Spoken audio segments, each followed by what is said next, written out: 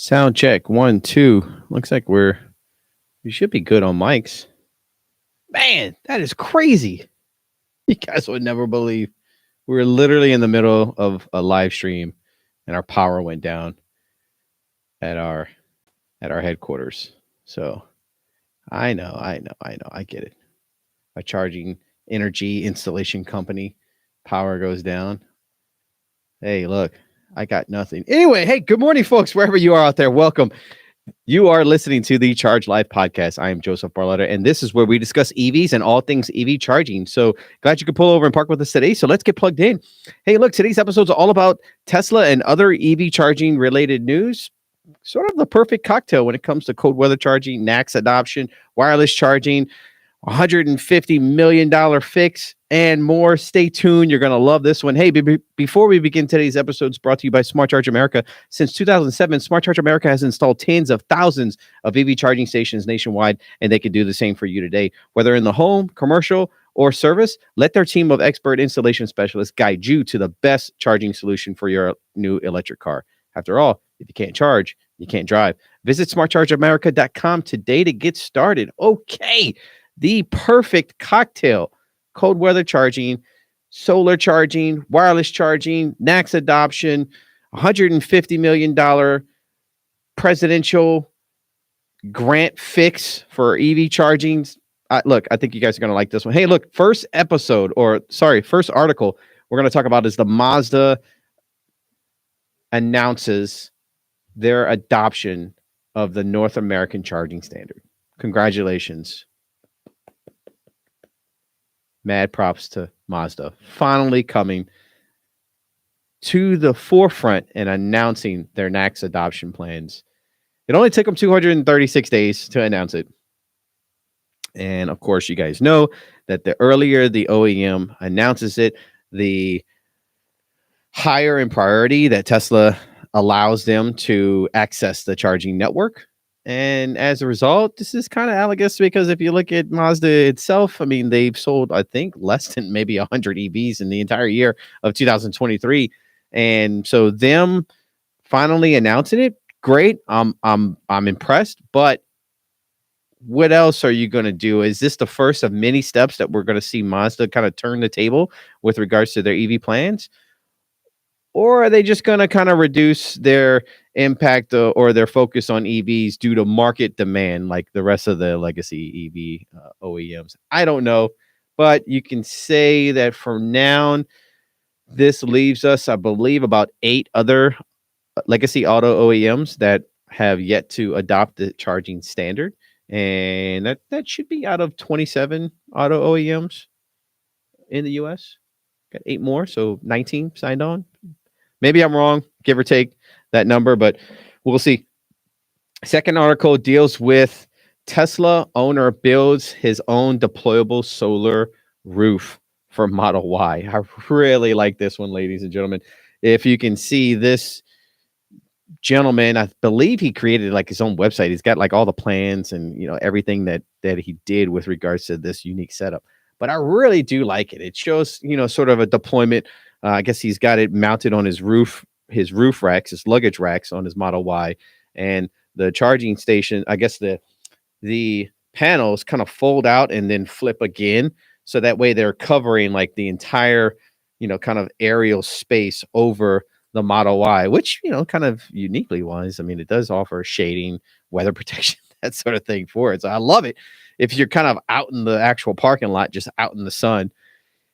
Believe it is 9 panels at 175 watts, excuse me, per panel. It gives you about 1.575 kilowatts of output. If you look at maybe average of 5 hours of direct sunlight exposure, you multiply that, you're probably looking at somewhere around 7.8 kilowatts of power production, given efficiencies and losses, so forth and so on. I can see how he gets to that 20 miles of range per day that this gentleman is saying that he's able to capture as a result. Look, I actually love this. I really do. I love the intuitiveness, the initiative for a consumer, an actual EV driver to take the initiative and do this. I'm not too sure of the power electronics and how he all did it, but for the most part, if you actually see a lot of these EV accessory, OEM accessories jump in this mix, I think seeing that there is a market for it. Like personally, I think if I have my luggage racks, which I do on my electric vehicle, I have like kind of a sort of a clamshell, nice sleek look that you really don't even know is solar panels, which I think is probably one of the more important things. It's more secure, right? When you're driving, it's aerodynamic, secure, it doesn't whistle or anything like that.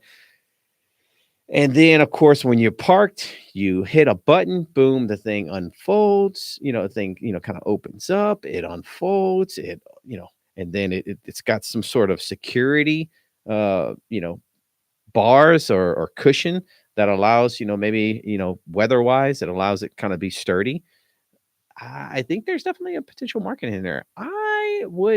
I'm saying that I would definitely purchase the product, depending on the point for it. I do like the modern convenience of it. I do love the idea. I think if you make it easy for like push button, open, push button, close, and kind of hands off, hands free setup when it comes to the consumer, I think this would be a pretty popular product. So, hey, kudos. I recall there was something with the Cybertruck's debut back in 2019 that uh, I think it was probably like in between the 2019 debut and actual product release that Elon did mention they were going to have and try to put solar panels on the tonneau cover or some part of the Cybertruck, but I guess it didn't pan out. They had other plans. Maybe they plan on doing that in the future. But that would be, I mean, based on the size of the tonneau cover itself and sort of the technology that Tesla has with regards to their solar roof and their laminated solar cells, I can see maybe possibly being able to do this. But it just depends, if the way that the slats of the tonneau cover works on the Cybertruck, if you were to take the cells and split them out and have something there, power electronics wise, there could be a future in that. But we'll see. Unfortunately, the Cybertruck was launched and released without that particular feature. So I guess this is this customer's way of saying, "Hey, look, if you won't give it to me, I'm going to do it myself." But he did do it on a Model Y, so I do love that. Third article was the fact that there was 500 kilowatt DC flash or wireless charging uh, keeps electric trucks working in bitter code. This was a joint venture product. I believe it was Ideanomics is the name of the parent company. They received $8.4 million from a Department of Energy grant to provide wireless charging for Class 8 semi trucks. And these are port refuge trucks. They are at shipping ports, so forth and so on, in I believe the Los Angeles area. But if you look at the company, which is a subsidiary of Ideanomics called Wave and the joint venture set up between Venture Logistics at that Los Angeles site, they do have active 500 kilowatt wireless charging pads there. And they are in use. It is working. It's very much a successful program. I'd love to get out there and actually see these massive vehicles being charged wirelessly at those power rates. It's phenomenal. But the Venture Logistics does plan on, I guess, mimicking or repeating or replicating the research in some of their Northern Territory locations. So that way they can look at, possible forms of snow and ice mitigation and how wireless charging basically just kind of throws away any of those concerns, and it just works. It always works, no matter what the temperature is. But I'd be interested to see the results of those once they have those cold weather climate results with regards to the same type of power distribution on wireless charging. Since it is in the kind of the port refuge area, there are some unionized labor constraints with regards to how these companies are to be able to handle some of these vehicles with regards to charging, so forth and so on. If you look, there's yard jockeys, or there's these things called stevedores, probably butchering the name, but this is a mandate where like union labor is like, if you have these, you have to have union labor to plug these vehicles in, to manage, to maintain, kind of the rotation of these vehicles. And we're seeing that with the implementation of wireless charging, especially at these high speeds, that you are kind of getting around those labor bylaws and potentially, Ideanomics or Venture Logistics. They probably found a loophole in the system to where it definitely enables the use of these wireless charging pads, and as a result, it doesn't require the use of yard jockeys or stevedores to be able to manage these charging sessions for the company. So that's really good. On one end, it saves them on labor and kind of non-efficient means of management. But at the same time, it's just really exciting to see wireless charging and 125 kW, 250 kW, 380 watt, kilowatt, power, 500 kilowatt power on the DC fast charging side of things. It's really good to see that via wireless charging. Now, we've talked about in previous episodes wireless charging and kind of how we know that the entire charging industry is going that way. We just don't know how long it's going to take. In the consumer perspective, you're looking at, like home charging, public level 2 charging via wireless. It will be about maybe 2 to 3 times. Right now, that's the cost of getting that convenient charging, is about 2 to 3 times the cost of a normal plug-in, cabled charger. So what we're seeing is that until the OEMs get on board and are able to actually, manufacture these EVs with the wireless charging pads, the receiving pads inside the vehicle, you're always going to have, kind of a bottleneck or constraint with regards to the deployment of these wireless charging systems until we get the cost and the weight reduction and the OEMs on board to include these receiving pads inside the vehicle itself. Until that happens, yes, we'll be, 2-3 times more expensive on the charging deployment side of things when it comes to the consumer, business to consumer type of relationship on the home and the public level 2 charging. However, it is important that we always stress that there are virtually no power limits when it comes to wireless charging. There's just a cost that's involved. So what we're seeing at $8.4 million, that's almost an order of magnitude from where, or maybe several orders of magnitude for where regular plug-in DC fast charging exists right now when it comes to price per port, depending on the number of stations per site, all of that good stuff. So I'm super stoked on this because it does open people's eyes and it brings the awareness to the industry that wireless charging has the power capability of it, but that cost has to drop down. So on the consumer side, home, public level 2 charging, probably looking at 3 times the rate at which the charging devices are available right now. And then of course, on the industrial side of things, the DC fast charging side of things, that high power profile, 125, 250, 380, 500 kilowatt output, it exists. It's just a little bit more expensive than the industry is able to afford, which is why the Department of Energy is having to put forth grant funding, so forth and so on, just to make sure that people understand the technology is already here. It's there. It just has to come down. And I think if you see these successful projects like this, you'll start to see the Volvos and Mercedes, the Mack trucks, and some of these large, Peterbilt, some of these large, Class 8 semi truck manufacturers that are manufacturing these semi truck EVs. I think you're going to start seeing them because of the weight. They're just going to include those charging pads inside, and if they do, and that charging technology is able to drop it with reductions in price, I think you're going to see some substantial growth in this particular sector. So keep an eye out on this particular part. Guys, go ahead and click the thumbs up icon below if you can. Please help it. It helps us out on the YouTube algorithm, so forth and so on. We don't have a marketing budget here. It's just me and various other guests, just yapping away on all things EV charging. So anything that you guys can do to share, comment, like, subscribe, and click that thumbs up icon definitely helps the algorithm. Definitely helps us get our message out more and more when it comes to all things EV charging. And hey, look, congratulations. We got koozies. Forgot to announce this the other day, but it took me 17 years for Smart Charger America to get koozies. So if you want to participate as an audience member and ask us some questions, we'd love to send you some little swag bag from Smart Charge America. We love you guys. Thank you so much. All right. Article number 4 talks and describes Tesla dead Tesla cars pile up at Chicago superchargers in extreme cold. If you look at this article, Curb Your Enthusiasm, you also saw another article out there that stated, that there were long wait lines in New York City when it came to, cold weather, temperature climates, and stuff like that. You have to understand that when it comes to, let's say, Teslas themselves, you have to understand the history between like Tesla, GM, Volvo, maybe even Ford on their kind of deals that they've made with rental companies such as Hertz.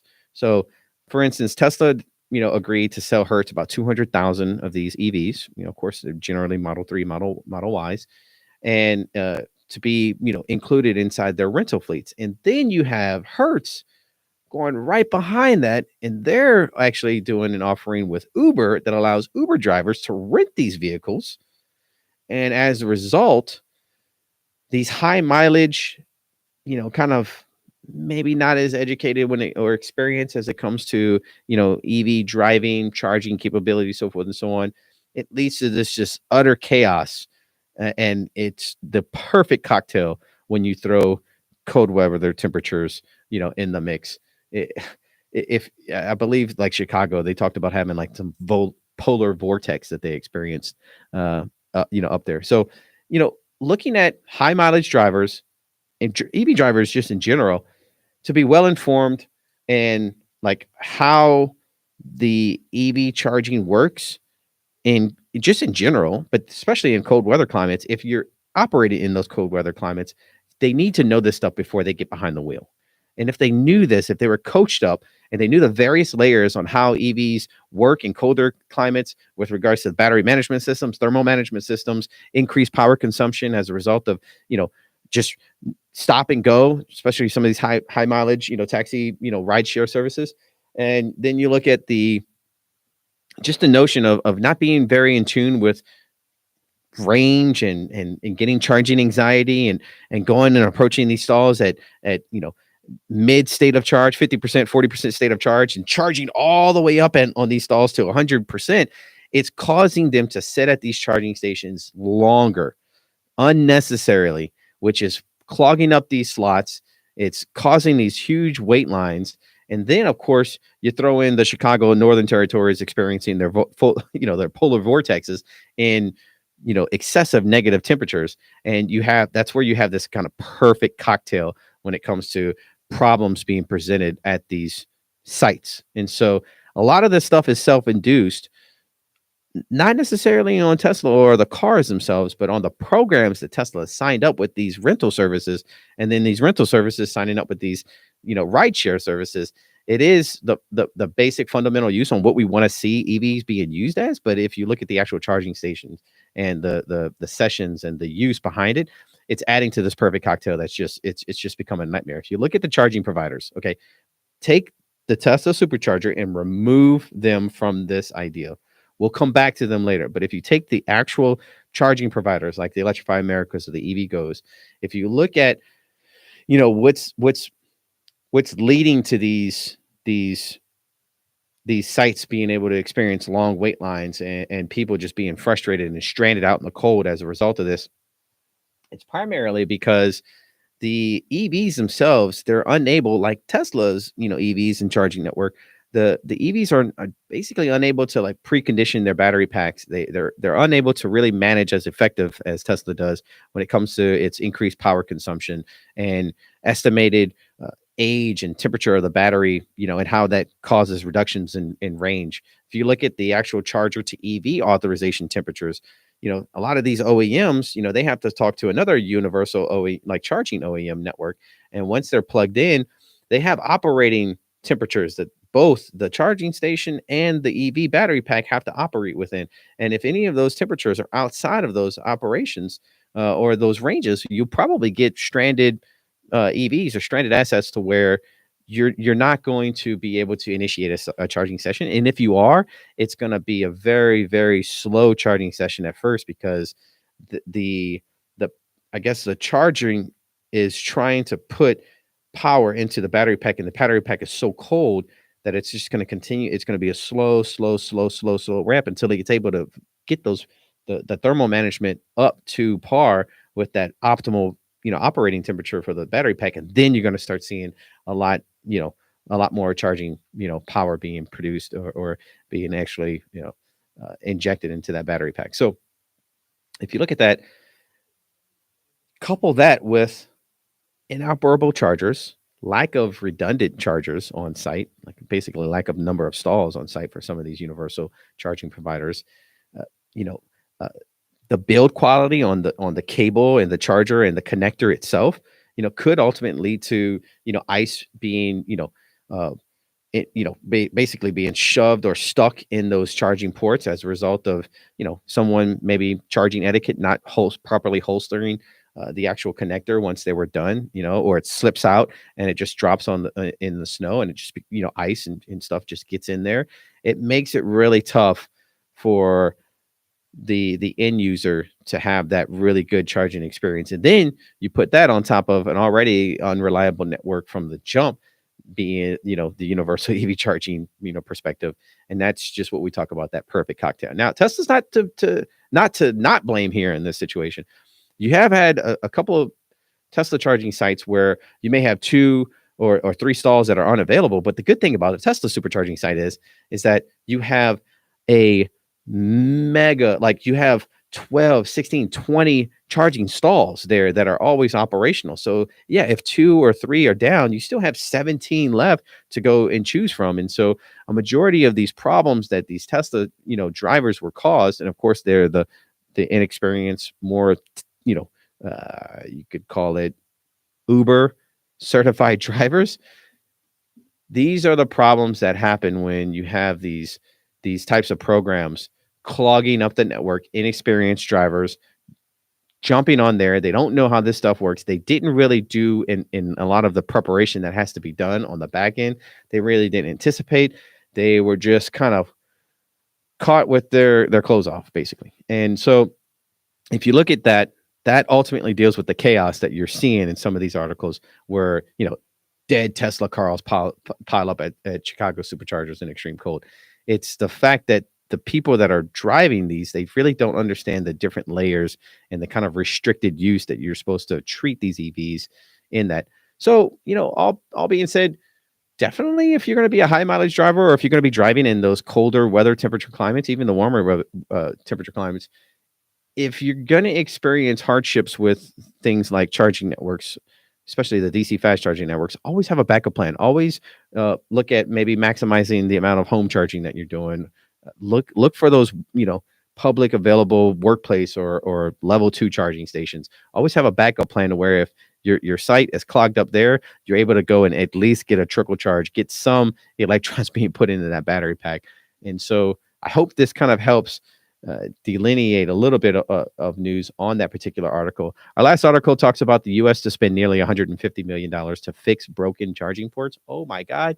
I can't tell you enough on how when you see this, I just keep shaking my head with regards to, this article talks about $148.8 million that President Biden has signed into effect for 24 recipients in 20 states to fix 4,500 ports.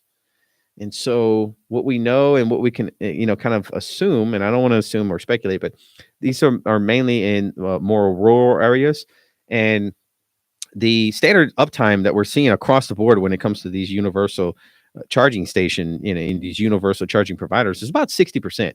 And so with regards to the government injecting the NEVI funds, which are, the funds that are being disseminated amongst each state from the federal Department of Transportation in the amount of $7.5 billion for that infrastructure flowing into the states. If you receive those federal funds to be able to erect and operate your charging site as a charging provider, you're held to certain standards. And one of those standards is maintaining the site operability to ensure 97% uptime. So if you think that the federal government is going to initiate $150 million for repairability of certain sites right now that are inoperable, 4,500 sites, 148.8, I believe that's like somewhere around like $33,000 per port for these station sites. I mean, that's just for replacement parts. But technically, sometimes you can buy these charging stations at that price point, if not less. And so you might just rip and replace, older and I guess stranded assets, stranded charging stations that are kind of planned obsolescence. They're inoperable. They're discontinued by the manufacturer, and so yeah, they wouldn't have any replacement parts that are within the supply chain that are being held, especially if they're discontinued. So what we're seeing is that this program, absolutely, what we're speculating is that it will come with terms and conditions that the federal government would the same terms and conditions the federal government's having for the NEVI funds that are being deployed for maintaining 97% uptimes. I believe if the federal government's going to give that charging provider, these 24 recipients, these funds to get these stations back up and running, it's going to come with terms and conditions where they may have to abide by 97% uptimes from that point on. And if not, the federal government should be able to come back in and claw back that money, penalties, fines, so forth and so on, in non-compliance thereof. So if you just look at in general, remember, this is non-Tesla network, charging network. If you look at the universal charging, EV charging network, they're still basically doing it exactly like the legacy auto manufacturers are doing it with regards to the tiered supplier assembly model, when it comes to these charging stations. And so in order for the industry really to be exactly where Tesla is, I think that the industry needs to move for full integration and making sure that not only are their charging stations connected, but they're connected to the APIs that are consistently updated with regards to the infotainment or the EV driver dashboard, to make sure that before the driver approaches that supercharging site, one, they know exactly how many superchargers there are. They know exactly how many are operational and are available. They know the pricing. They know all of this ahead of time, and it can actually sequence the actual EV itself to precondition the batteries, much like it happens with, in the Tesla universe. You can precondition those batteries to where the battery management and the thermal management system, those batteries are at an optimal temperature, so that when that charging session is incurred, that you're getting the best charging curve, you're getting the best, kind of time spent for your charging efforts there. So I think there's definitely a lot of improvement there, but don't be mistaken that this $150 million absolutely will come with terms and conditions from the federal government, from these charging participants to abide by. But here's the thing, if they're receiving these funds, and let's say those charging providers are also receiving the NEVI funds, trickle down from the Department of Transportation, there's a good chance that they're like, yeah, we already have this stuff in place. We're good. And the program is doing exactly what the program is initially, brought out to do. The problem is that you're enabling systems where a charging provider should have already had this stuff in play. You're enabling bad behavior to continue by bailing this out. It's a symptom of the overall problem of these charging providers not being fully integrated in their offerings and fully connected with all the OEMs, consistently live software, hardware updates with regards to the station sites to the EVs. Once the industry can get that connection part solved, I think you're going to see the ability for these charging stations to maintain greater uptimes and less frustrations from the EV drivers planning their trips accordingly. I think you're going to really see some value in there. So look, value conclusion, it's a pretty good week all in all with regards to EV charging stuff. I just definitely wanted to put it out there and give you some more deep layered understanding of some of these articles that we're seeing out in the wild. But yes, the industry still has a lot of work ahead of itself as we move into 2024. We ourselves have a lot of work to do. So definitely stay tuned on that for more information. Audience questions. Looks like we have a question from Quincy in Dallas. Do you think the secondary or used EV sales channels are to blame for lack of basic EV charging knowledge? No. I think this is on the EVs themselves. I think before you operate an EV, you can create your user profile, and inside that user profile, the EV manufacturer should require that driver to go through maybe a few videos and do like a little quiz and pass a quiz before they get behind the wheel and are able to operate. I know it sounds like restrictive and this is all but these lessons have to be learned somehow. And there's no really other means of being able to know this stuff prior to getting behind the wheel. So if before your user account is able to, be fully functional inside the EV, it's important that the OEM basically have tutorial videos, a stack of them, maybe 10 minutes. Okay. You have maybe 5 2-minute videos that go into depth and all of this stuff. And then there's a small little quiz maybe after each one that allows kind of a certified test score to be reached before that user profile is able to be locked in and used. And therefore, that whoever did that user profile, they are in tune with how charging works, battery management systems, thermal management systems, cold weather temperature, hot weather temperature, climate charging. And also some of the charging etiquette that corresponds and goes along with that EV experience, the EV charging experience. I think that's where it lies. If you look at, like, let's say Tesla's dashboard, it's like hidden inside the video menu. You can go into tutorials and they have like all of their tutorials on and showing you exactly how the vehicle operates. That's great, but in my opinion, I think Tesla's missing a big moment there where they can actually have, again, like we talk about these user profiles, these driver profiles, before your driver profile is actually able to be locked in. Perhaps you look in and certify that you've watched, 5 of these videos, and they are all videos that pertain to what that charging experience, what that driving experience looks like now that you're behind, the EV, and especially like, let's say, full FSD. Before you engage in things like autopilot and FSD and auto steer and summons, like, you need to be, in my opinion, thoroughly educated and coached up with regards to some of these tutorial videos. And without that tutorial video being watched and you passing a certified, like a certain level of quiz, then you shouldn't be allowed to access those features, in my opinion. So that's kind of how I hope that the industry does, engage in a lot of this stuff. And I think if you can have the user and the driver know exactly the different layers of autopilot and FSD and auto steer and those ADAS systems, and you also have the driver understand, all the different layers behind charging, how it works, before they get behind or before they access those certain features of the EV. I think that's critical in us growing as an industry and fully being educated, not only current drivers, but even newer EV drivers, on how this stuff works, so that we could better, I guess, have that better charging experience out in the wild, if that makes sense. I hope that answered your question, Quincy, up in Dallas. Again, thank you so much to our listeners and our subscribers today for your time today.